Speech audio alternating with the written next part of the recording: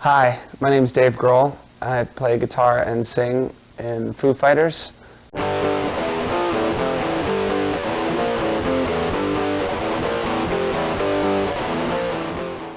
The Foo Fighters' self-titled debut album was recorded at Robert Lang Studios in Seattle, Washington in October of 1994, and would go on to be released the following year in July of 1995.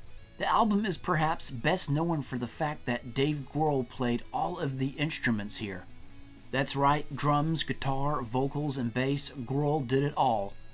In fact, the only performance on the album by anyone other than Grohl was a guitar part on the song Ecstatic, provided by Greg Dully of the Afghan Wigs, who was watching Grohl record the songs.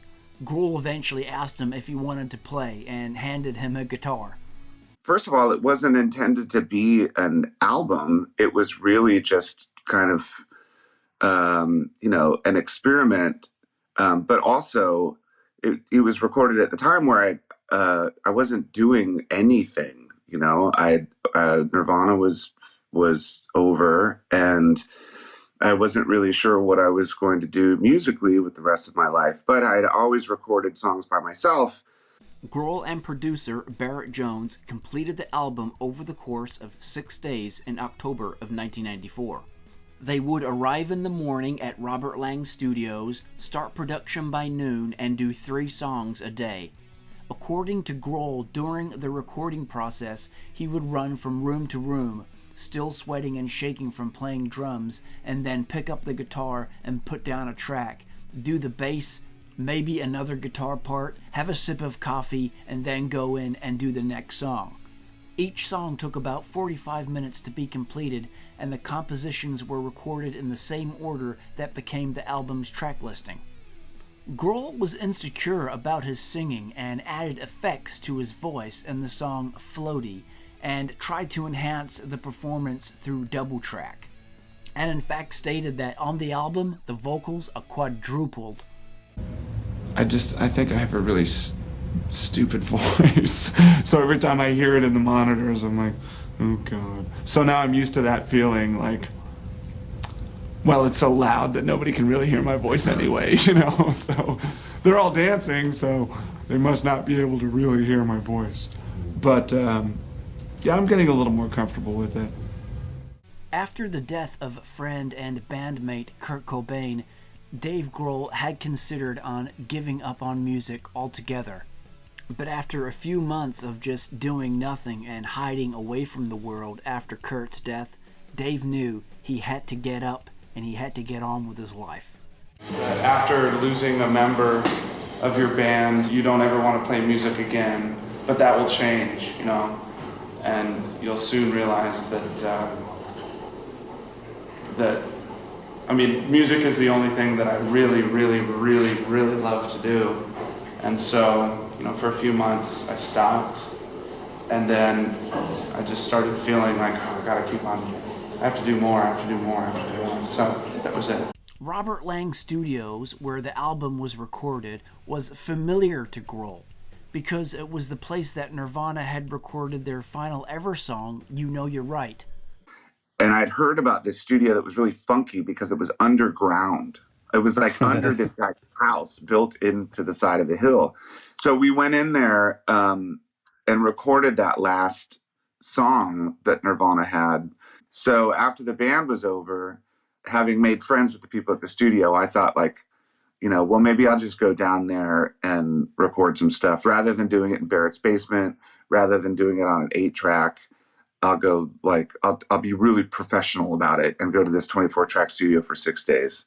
Most of the songs on the album were written before or during Dave Grohl's time with Nirvana, with only a few songs being written after Kurt's death. Dave really didn't want to be known as a solo act. That's just something that he did not want to do at all, so he entitled the album Foo Fighters.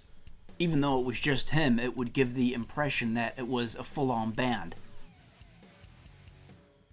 Apparently, in World War II, there were fighter pilots that saw these glowing balls of light that would chase them and follow them, and in turn they would chase and follow the glowing balls. And some people called them kraut balls, but other people tagged them Foo Fighters.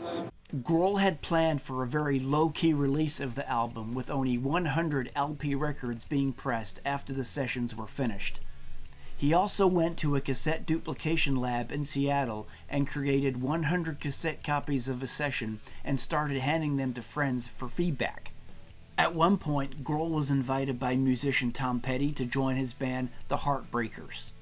However, Grohl would not take Tom Petty up on his offer and soon recruited a full band of his own, which included bassist Nate Mendel, drummer William Goldsmith, as well as Nirvana's second guitarist Pat Smear, and the group was born. Hi, my name's Nate. I'm Pat. I'm William. Hi, I'm Dave.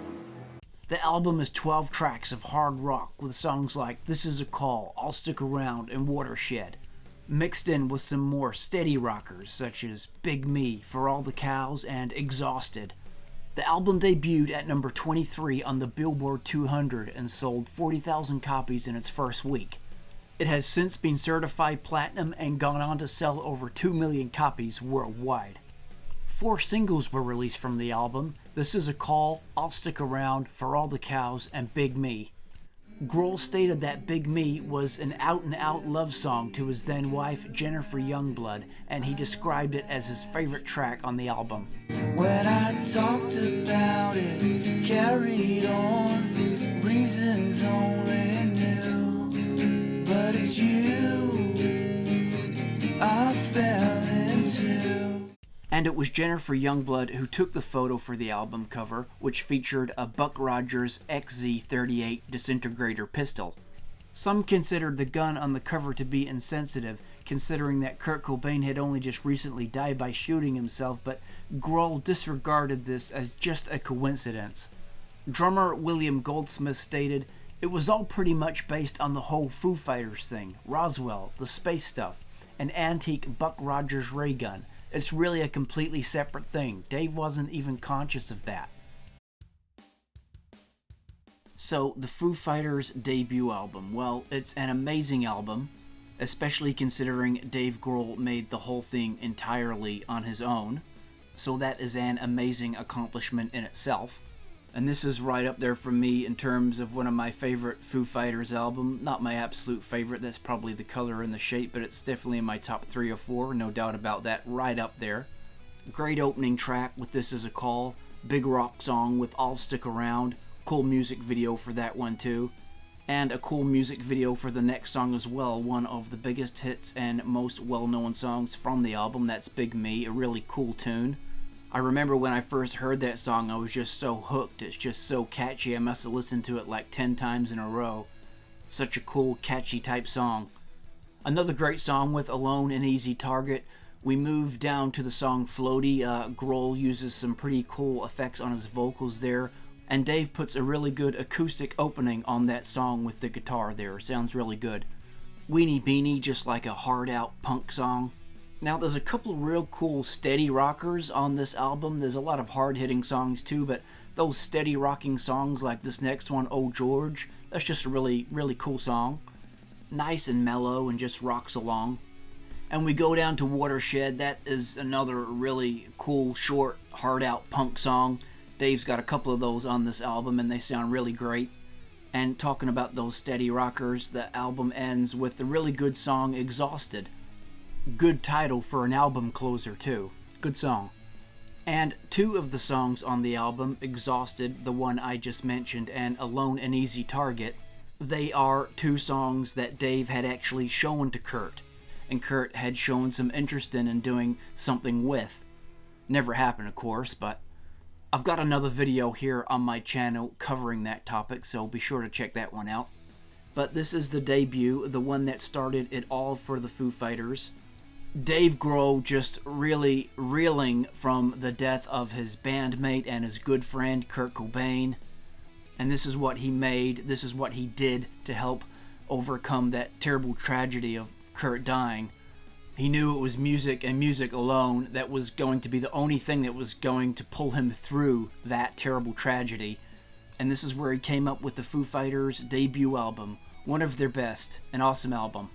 some kind of weird, wacky lyrics thrown in there. Dave said he just threw it all together at the last minute lyric-wise. And some pretty cool song names thrown in there and stuff like that. So, really solid album.